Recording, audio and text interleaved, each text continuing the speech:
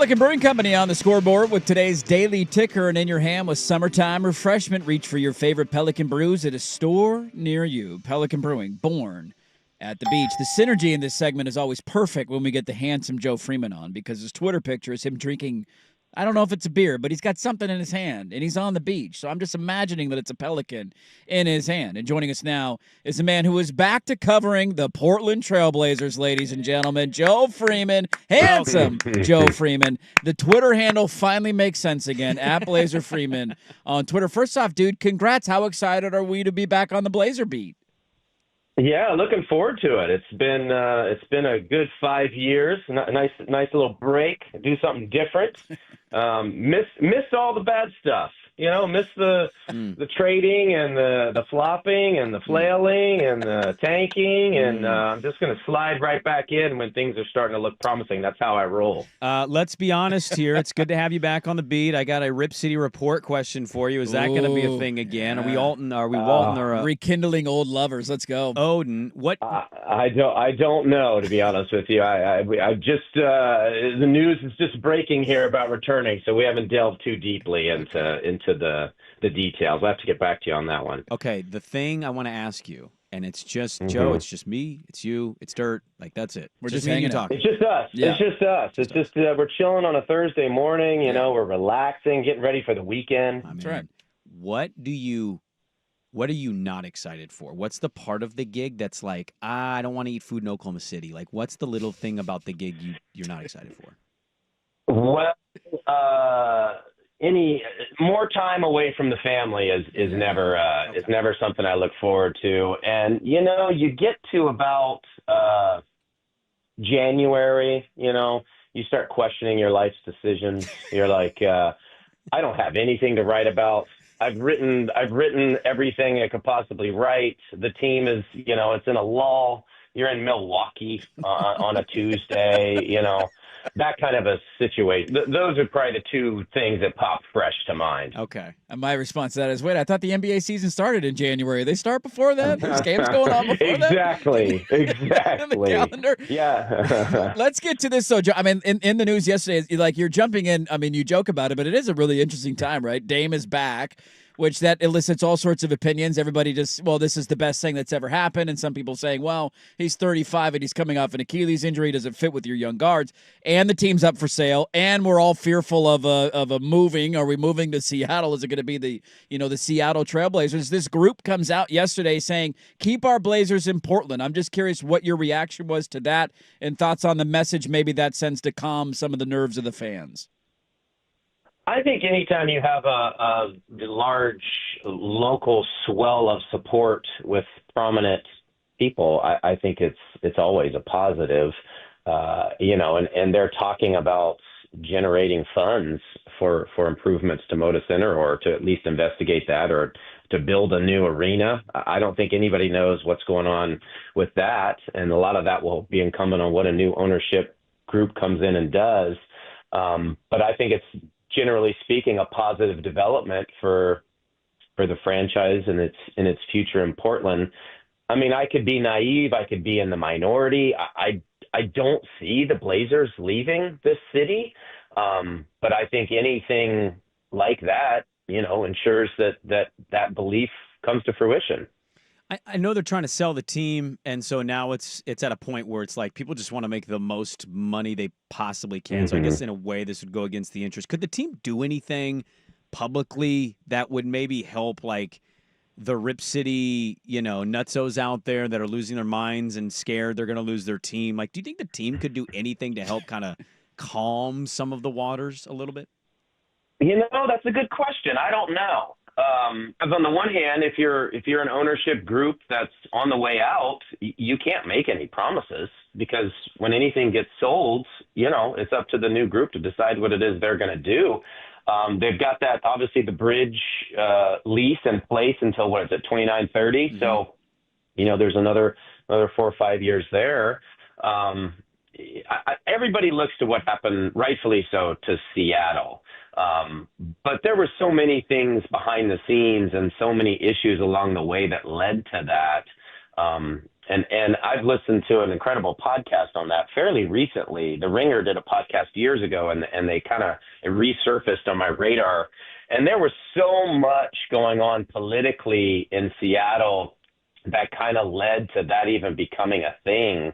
And it had to do with, stadium financing, because the city had financed multiple stadiums, for baseball and so forth. And even they financed a remodel of, the Sonics arena when it was Key Arena downtown.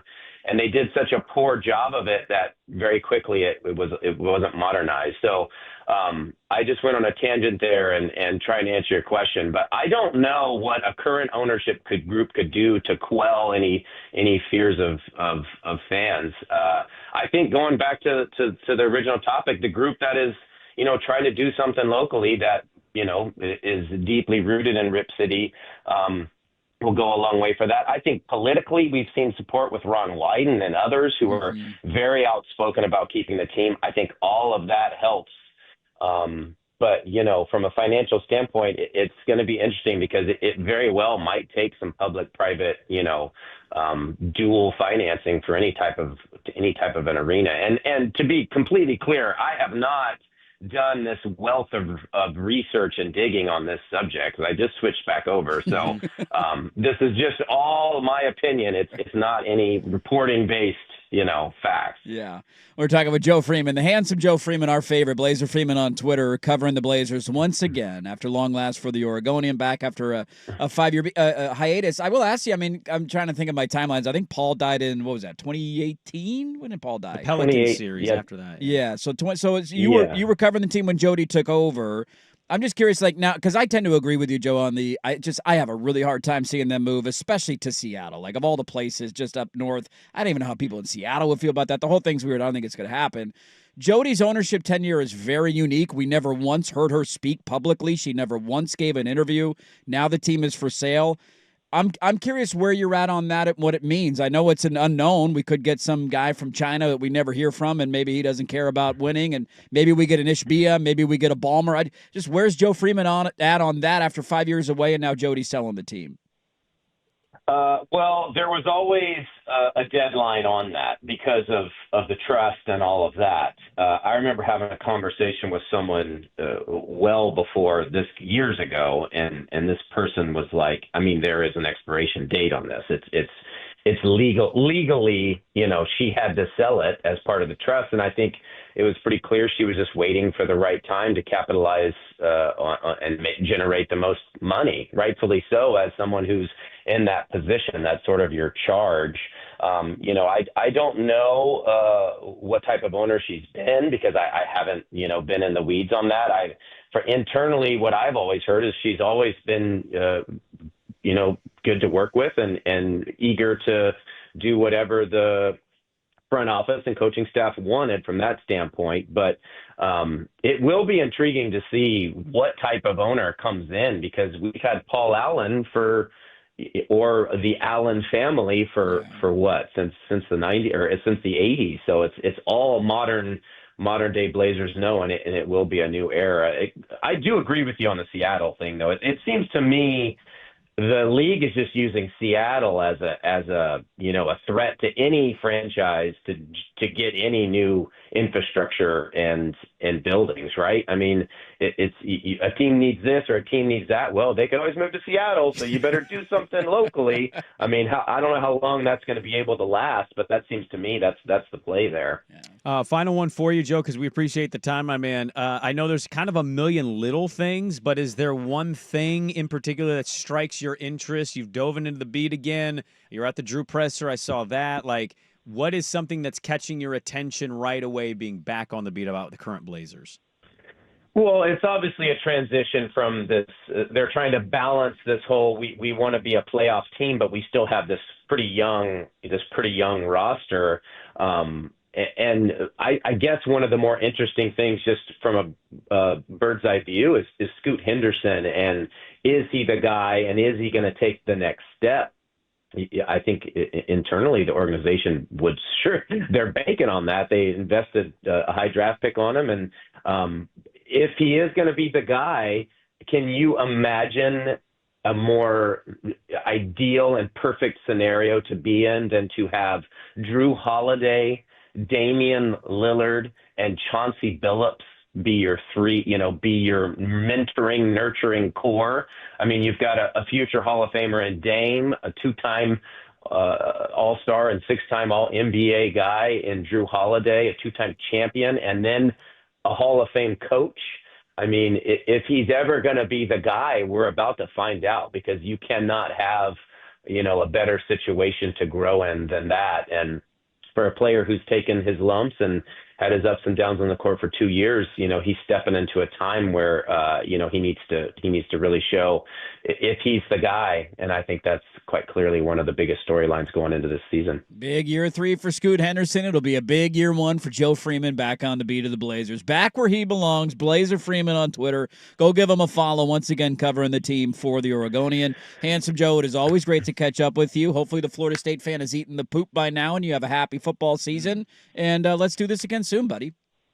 It's great. Love talking to you guys. We'll talk to you again soon, all right? There you go. Joe Freeman of the Oregonian. He's back. He's back, baby. Yeah, I found out about this a few weeks ago, and that changes were coming to the beat, and I text somebody at the Oregonian, and I was like, hey, man, that's pretty cool that all that's happening. He goes, how did you know? That Who's out? your source? I said, don't worry about my sauces. We had our own leakers over here. Who were the leakers at the Oregonian? They had worry about leakers them too. sauces, We had a leak off the last couple of weeks. You be in the media for a while, you get to meet people, but finding out he was back on the beat, I was really excited about that. Think back to a day of covering the Blazers, him and Quick, right? Take you back to a certain moment. But, I'm excited to have him back on the Blazer beat. He's a good friend of the program, so it'll be nice to read Joe Freeman's Blazer thoughts again. Agree completely.